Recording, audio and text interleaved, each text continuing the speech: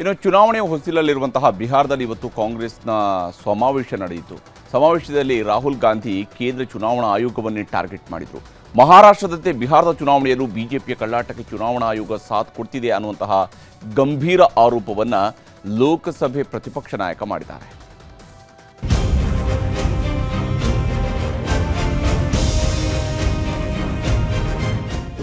ಭಾರತೀಯ ಚುನಾವಣಾ ಆಯೋಗ ಮತ್ತೆ ಕಾಂಗ್ರೆಸ್ ನಾಯಕರ ಕೆಂಗಣ್ಣಿಗೆ ಸಿಲುಕಿಕೊಂಡಿದೆ.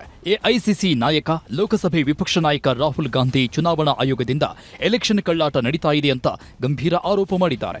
ಈ ವರ್ಷದ ಕೊನೆಯಲ್ಲಿ ನಡೆಯಲಿರುವ ಬಿಹಾರ ಚುನಾವಣೆಯನ್ನ ಅಡ್ಡದಾರಿಯಲ್ಲಿ ಕದಿಯಲು ಬಿಜೆಪಿಯವರು ಪಿತೂರಿ ನಡೆಸುತ್ತಿದ್ದಾರೆ. ಇದಕ್ಕೆ ಚುನಾವಣಾ ಆಯೋಗದ ಸಹಕಾರವಿದೆ ಅಂತ ನೇರವಾಗಿ ಆರೋಪಿಸಿದ್ರು. ಮಹಾರಾಷ್ಟ್ರದಲ್ಲೂ ಕಳ್ಳತನದಿಂದಲೇ ಸರ್ಕಾರ ರಚನೆ ಮಾಡಿದ್ದು, ಈಗ ಬಿಹಾರಕ್ಕೂ ಕೈ ಹಾಕಿದ್ದಾರೆ ಅಂದ್ರು. ಭುವನೇಶ್ವರ ನಗರದ ಬಾರಾಮುಂಡಾ ಮೈದಾನದಲ್ಲಿ ಇವತ್ತು ಸಂವಿಧಾನ ಉಳಿಸಿ ಸಮಾವೇಶದಲ್ಲಿ ರಾಹುಲ್ ಗಾಂಧಿ ಈ ಹೇಳಿಕೆ ಕೊಟ್ಟರು. महाराष्ट्र में चुनाव चोरी किया गया, वैसे ही बिहार में चुनाव चोरी करने की कोशिश की जा रही है और चुनाव चोरी करने के लिए इलेक्शन कमीशन ने नई साजिश शुरू की है. इलेक्शन कमीशन बीजेपी का अंग का काम कर रहा है, अपना काम नहीं कर रहा है. महाराष्ट्र में लोकसभा और विधानसभा के बीच में 1 करोड़ नए वोटर आ गए. आज तक किसी को नहीं मालूम ये वोटर कौन थे और कहां से आए. हमने इलेक्शन कमीशन से एक बार नहीं अनेक बार कहा है, आप हमें वोटर लिस्ट दीजिए, आप हमें वीडियोग्राफी दीजिए. इलेक्शन कमीशन नहीं देता है और जो चोरी महाराष्ट्र में हुई वही चोरी फिर से ये लोग बिहार में करने जा रहे हैं. कल मैं बिहार गया, इंडिया गठबंधन के नेताओं के साथ हमने कहा कि बिहार में हम इलेक्शन कमीशन को बिहार का चुनाव चोरी नहीं करने देंगे, बीजेपी को चुनाव नहीं चोरी करने देंगे. ಇದೇ ಸಮಾವೇಶದಲ್ಲಿ ರಾಷ್ಟ್ರೀಯ ಕಾಂಗ್ರೆಸ್ ಅಧ್ಯಕ್ಷ ಮಲ್ಲಿಕಾರ್ಜುನ ಖರ್ಗೆನು ಆಯೋಗವನ್ನೇ ಟಾರ್ಗೆಟ್ ಮಾಡಿದ್ರು. ಬಿಹಾರದಲ್ಲಿ 7 ಕೋಟಿಗೂ ಹೆಚ್ಚು ಮತದಾರರಿದ್ದಾರೆ.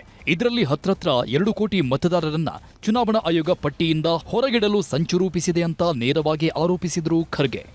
महाराष्ट्र में अब जो सरकार बनी है वो चोरी की सरकार है, वो चोरों की सरकार है. 85 लाख वोट को बदलकर वहां पर उन्होंने अपनी सरकार बनाई बीजेपी वाले. आप देखे होंगे बिहार में जो बहुत बड़ी रैली हो गई, वहां पर 7 करोड़ वोटर में से 2 करोड़ वोटर्स को वो काट रहे हैं. ಚುನಾವಣಾ ಆಯೋಗವೇ ಕಳ್ಳಾಟ ಮಾಡ್ತಿದೆ, ಬಿಜೆಪಿಯವರ ಜೊತೆ ಸೇರ್ಕೊಂಡು ನಕಲಿ ಮತದಾರರನ್ನ ಸೃಷ್ಟಿಸುತ್ತಿದೆ ಅಂತ ರಾಹುಲ್ ಗಾಂಧಿ, ಮಲ್ಲಿಕಾರ್ಜುನ ಖರ್ಗೆ ನೇರವಾಗಿ ಚುನಾವಣಾ ಆಯೋಗದ ಮೇಲೆ ಆರೋಪಿಸ್ತಾ ಇದ್ದಾರೆ.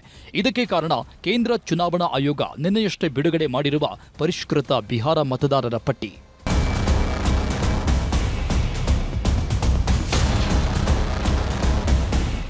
ಬಿಹಾರದಲ್ಲಿ ಅಕ್ಟೋಬರ್ ತಪ್ಪಿದ್ರೆ ನವೆಂಬರ್ಗೆ ವಿಧಾನಸಭೆ ಚುನಾವಣೆ ನಡೆಯಲಿದೆ. ಹೀಗಾಗಿ ಮತದಾರರ ಪಟ್ಟಿ ಪರಿಷ್ಕರಣೆ ಮಾಡ್ತಾ ಇರುವ ಚುನಾವಣಾ ಆಯೋಗ ನಿನ್ನೆಯವರೆಗೂ ಆಗಿರುವ ಪರಿಷ್ಕೃತ ಮತದಾರರ ಪಟ್ಟಿ ಬಗ್ಗೆ ಮಾಹಿತಿ ಕೊಟ್ಟಿತ್ತು. ಬಿಹಾರದ 24/6/2025 ಅಂಕಿ ಅಂಶದಂತೆ ಒಟ್ಟು ಮತದಾರರ ಸಂಖ್ಯೆ 7,90,00,000ದಷ್ಟಿದೆ. ಈಗ ಎಲ್ಲ ಮತದಾರರ ಮರುಗಣತಿಯನ್ನ ಚುನಾವಣಾ ಆಯೋಗ ನಡೆಸ್ತಾ ಇದೆ. ಇಲ್ಲಿಯವರೆಗೂ 66% ಮತದಾರರಿಂದ ಮರು ನೋಂದಣಿ ಕೆಲಸನೂ ಪೂರ್ತಿಯಾಗಿದ್ದು 5,22,44,956 ಮತದಾರರ ನೋಂದಣಿ ಪತ್ರ ಸಿದ್ಧವಾಗಿದೆ. ಇನ್ನು ಪರಿಷ್ಕರಣೆ ಆಗ್ತಿದ್ದು 33.84% ರಷ್ಟು ಬಾಕಿ ಇದ್ದು ಅಂದಾಜು 2,49,00,000 ಮತದಾರರು ನೋಂದಣಿ ಪತ್ರ ಸಲ್ಲಿಸಬೇಕಿದೆ. ಆ ಕೆಲಸವನ್ನು ಜುಲೈ 25ರೊಳಗೆ ಮಾಡಿ ಮುಗಿಸುವುದಾಗಿ ಚುನಾವಣಾ ಆಯೋಗ ಪತ್ರಿಕಾ ಹೇಳಿಕೆ ಬಿಡುಗಡೆ ಮಾಡಿದೆ.